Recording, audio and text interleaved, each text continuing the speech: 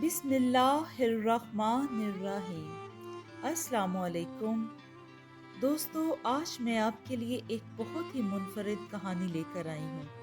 کہانی شروع کرنے سے پہلے میری آپ سے گزارش ہے، اگر آپ میرے چینل پر نئے ہیں تو اسے سبسکرائب کیجئے اور بیل نوٹیفیکیشن کو بھی آن کر دیں تاکہ خوبصورت اور دلچسپ کہانیوں کا سلسلہ بر وقت آپ کو ملتا رہے۔ سنو، میں نے اماں سے جاب والی بات کر لی۔ اخبار کو فولڈ کر کے بیڈ کے سائے ٹیبل پر رکھتے ہوئے احمد نے مجھے مخاطب کیا۔ میں جو چائے کے خالی برتن سمیٹنے کمرے میں آئی تھی اور ٹرے میں کپ، گلاس اور شکر دان رکھتے ہوئے یہاں وہاں کی چیزیں بھی سمیٹ رہی تھی، سب کچھ وہیں پہ چھوڑ چھاڑ کے بیڈ کے قریب پڑی کرسی پر ٹک گئی۔ کب کیا آپ نے اماں سے بات؟ صبح سے تو آپ اخبار میں سر دیے بیٹھے ہیں۔ اپنی حد درجہ بے چینی کے باوجود بھی میں طنز کرنا نہ بھولی تھی۔ اور کیا کہا اماں نے؟ میری بے تابی کے جواب میں انہوں نے اپنا چشمہ بھی اتار کر بیڈ کے سائڈ ٹیبل پر رکھ دیا اور اپنے ناک کے اوپری حصے پر چشمہ سے بننے والے نشان کو عادتاً سہلاتے ہوئے کہنے لگے۔ کہہ رہی تھی کہ تمہیں ضرورت تو نہیں ہے نوکری کی، اور ویسے بھی شایان ابھی بہت چھوٹا ہے۔ دیکھا؟ میں جھٹ سے بولی، اپنی بیٹی کو تو ڈاکٹر بنا رہی ہیں اور میں کسی اسکول میں ٹیچر تک نوکری نہیں کر سکتی۔ بھائی، ایک تو تم پوری بات سنتی نہیں ہو اور شروع ہو جاتی ہو۔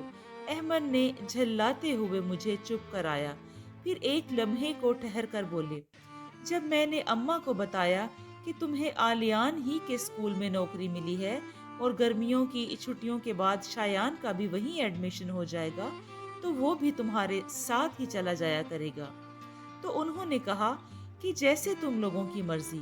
تو اماں کو کوئی اعتراض نہیں ہے؟ میں نے بے یقینی سے احمد کو دیکھا۔ ہاں، ظاہر ہے، ڈھیلے ڈھالے انداز میں کہتے ہوئے انہوں نے دوبارہ اخبار اٹھانا چاہا۔ آپ سچ کہہ رہے ہیں نا؟ ان کے ہاتھ سے اخبار چھٹتے ہوئے میں نے مزید تصدیق چاہی۔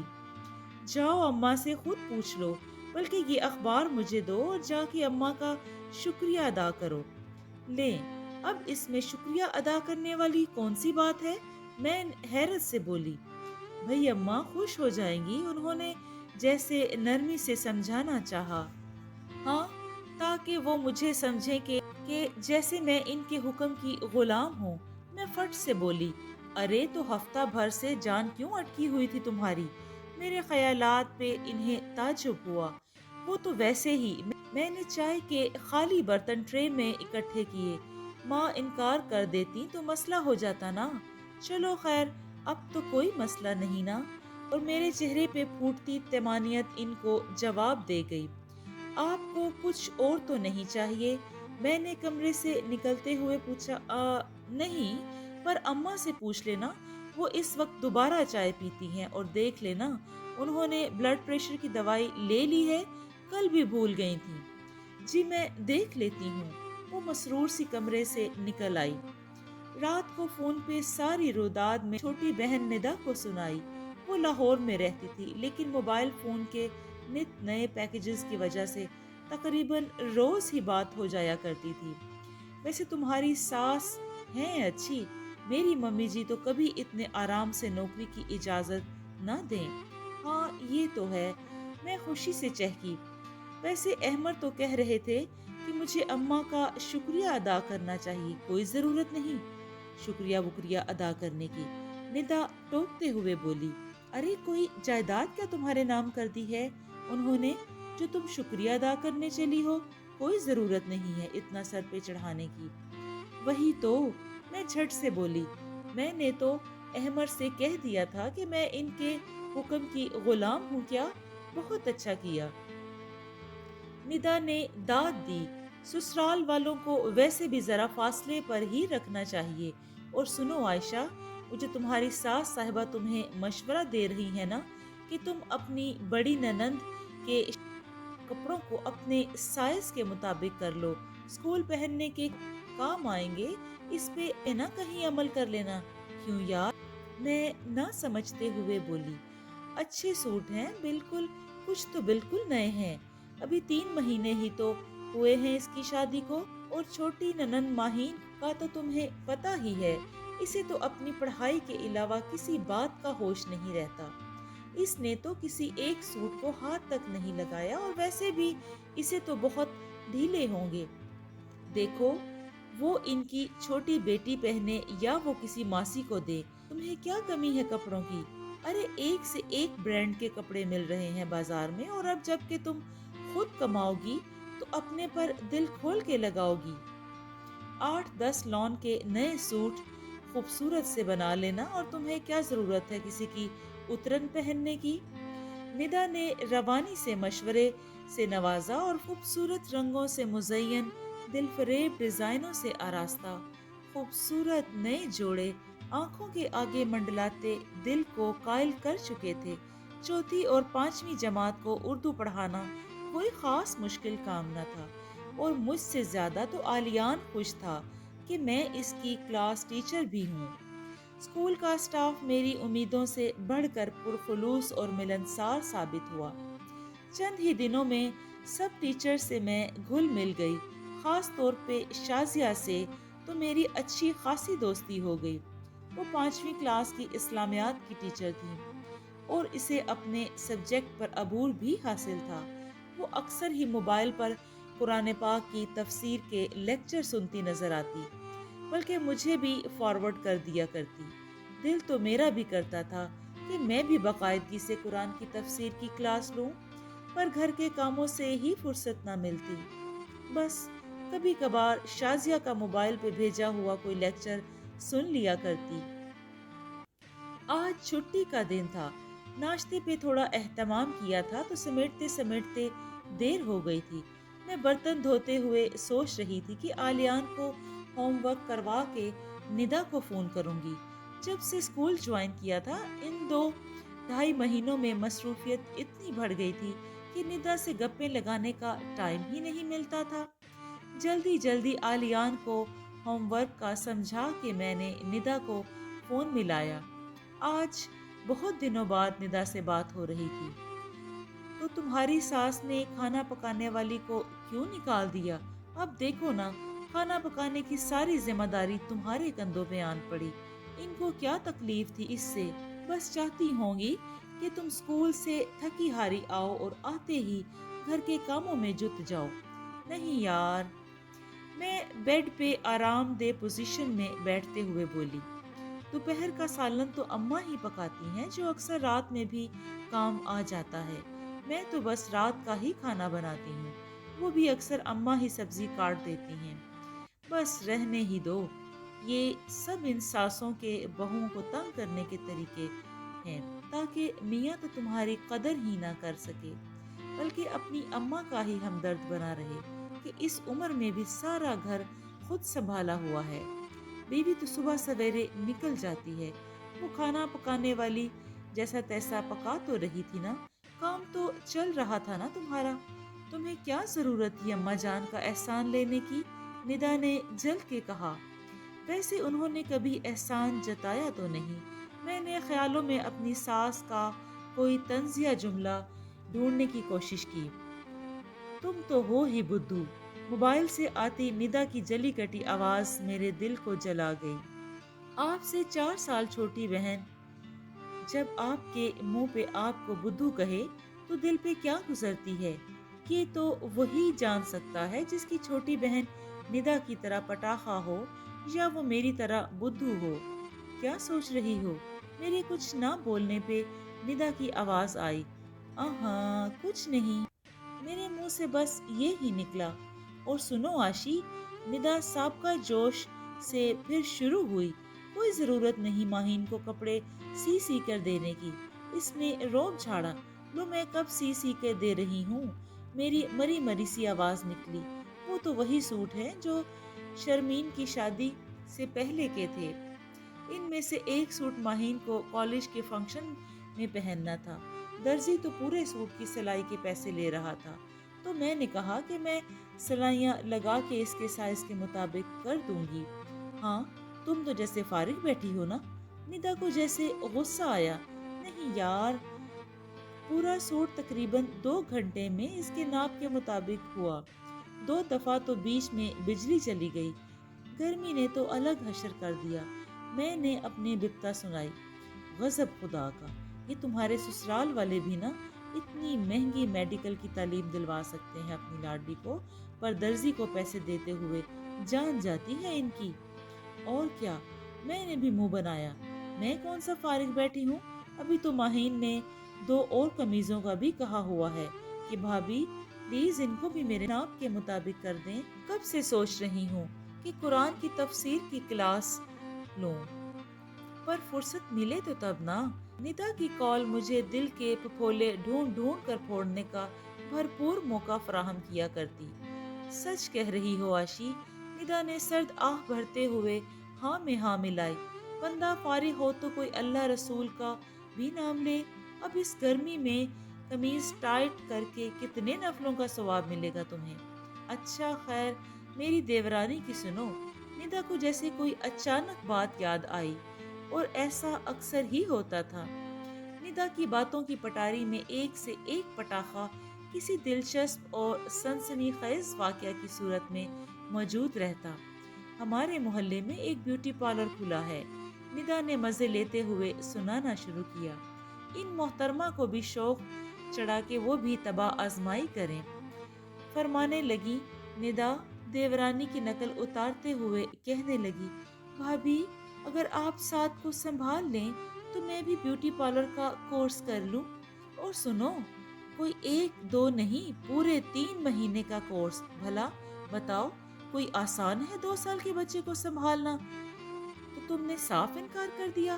میں نے فوراً پوچھا، میں کوئی تمہاری طرح پاگل ہوں؟ ندا نے مجھے جتایا تو پھر مجھے تعجب ہوا۔ بھئی میں نے طریقے سے بات بنائی۔ میں نے کہا کہ تمہیں کیا ضرورت ہے کورس کرنے کی؟ تمہیں کون سا اپنا پارلر چلانا ہے؟ الٹا خاندان کی ہر تقریب میں ساری خواتین تمہارے ہی سر ہو جایا کریں گی کہ ہمارا میک اپ کر دو۔ بیوٹی پارلر کا کورس تو خیر کیا ہی کرنا۔ میں نے تو ایسا خوفناک نقشہ کھینچا کہ وہ الٹا میری ہی ممنون ہو گئی۔ بھابی آپ نے مجھے صحیح وقت پر صحیح مشورہ دے دیا۔ ہاں، میرے منہ سے بے اختیار نکلا۔ تو اور کیا؟ ندا اترا کے بولی۔ کسی بات کو منع کرنے کا بھی ایک طریقہ ہوتا ہے، کوئی لٹ مار کے تو نہیں اس کو انکار کیا جاتا نا۔ اور جب کام میٹھا بن کے نکل رہا ہو تو کڑوا بننے کی کیا ضرورت ہے؟ کوئی ہمارے دل میں تو نہیں چھپا بیٹھا کہ دل کہ جان لے کہ یہ بات کس لیے کی جا رہی ہے، چاہے کسی کا نقصان ہی ہو جائے، میں کہے بغیر نہ رہ سکی۔ ہاں، تمہیں تو جیسے بڑا فائدہ ہو گیا۔ اب اگر تمہاری اپنی ننند کو پیار سے سمجھاتی کہ چندا، یہ تمہاری آپی کے کپڑے تو پرانے فیشن کے ہیں، تم اپنے کالج فنکشن کے لیے کوئی اچھا سا سوٹ لے لو کسی بوتیک سے، تو تمہیں تو گرمی میں خوار نہیں ہونا پڑتا نا۔ کہاں کی بات ندا کہاں ملا رہی تھی، اور میری سوئی ابھی تک اس کی دیورانی پر ہی ٹکی ہوئی تھی۔ ندا کے دیور کی اتنی اچھی آمدن والی نوکری نہ تھی، ایسے میں شاید وہ اپنے گھر کے حالات کو بہتر بنانے کے لیے کچھ چاہ رہی ہو۔ میں سوچے گئی، چلو تم اس کا بچہ نہ سنبھالتی پر اسے کورس تو کرنے دیتی۔ مجھے ندا کی چالاکی ایک آنکھ نہ بھائی۔ جی نہیں، خام خیالی ہے آپ کی، وہ میرے ہی سر آ ٹپکتا۔ بھئی میرے صبح ہزاروں کام دھندے ہوتے ہیں، مجھے اس کا بچہ سنبھال کے کتنے نفلوں کا ثواب ملتا۔ اور بھئی سچی بات تو ہے، اتنا فارغ ٹائم نہیں ہے کسی کے پاس۔ ندا نے تو جیسے بات ہی ختم کر دی۔ آلیان کب سے اپنا ہوم ورک دکھانے کے لیے کھڑا تھا۔ اچھا ندا، پھر بات ہوگی، میں ذرا آلیان کا ہوم ورک چیک کر لوں۔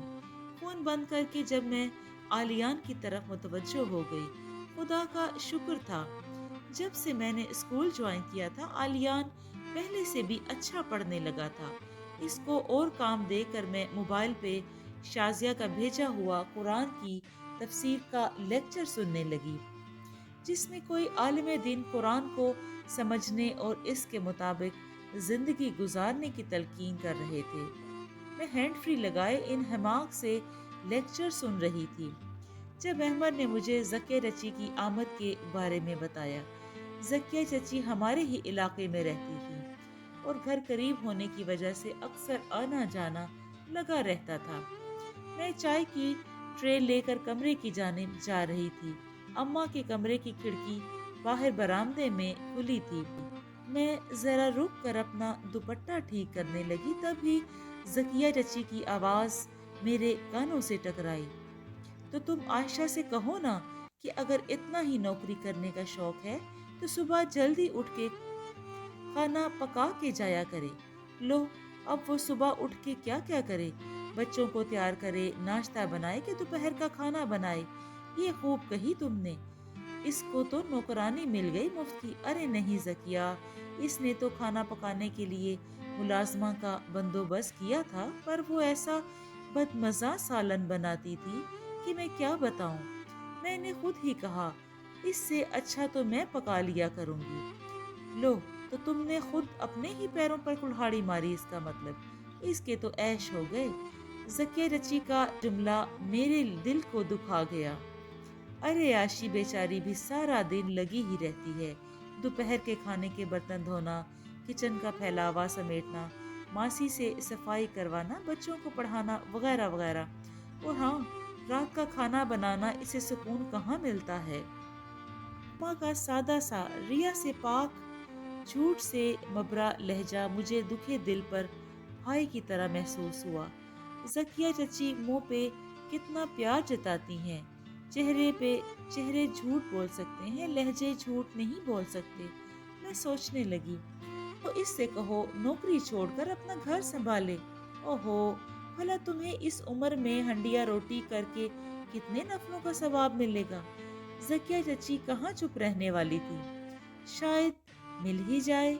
اماں کسی گمان میں ڈوبی آواز مجھے سنائی دی، اور نہ جانے گہی کا کون سا لمحہ تھا، میرے کانوں میں چند لمحے پہلے سنے ہوئے لیکچر کے الفاظ گونجے، جس میں عالم دین کسی آیت کو سمجھنے کے ثواب کے بارے میں بتا رہے تھے، اور قرآن کریم میں اللہ تعالیٰ نے لوگوں کے کام آنے، ان کے لیے آسانیاں پیدا کرنے کی جگہ جگہ تلقین کی ہے۔